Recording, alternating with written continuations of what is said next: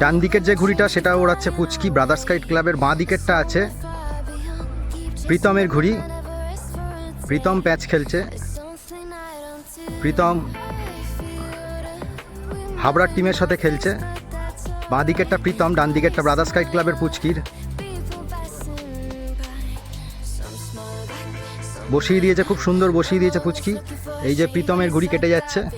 নমস্কার বন্ধুরা, brothers kite ক্লাবের পক্ষ থেকে আমি বাসুদেব। আজ খেলা হচ্ছে brothers kite club versus Habra kite ক্লাবের সাথে। সামনে আছে বাবিন, নিচের প্যাচ, আর পেছনের প্যাচে আছে হাবড়া কাইট ক্লাব। সই হয়ে গেছে। Range maximum 300 metre. প্যাচ হচ্ছে, বসছে বসছে বসছে বসছে বসছে।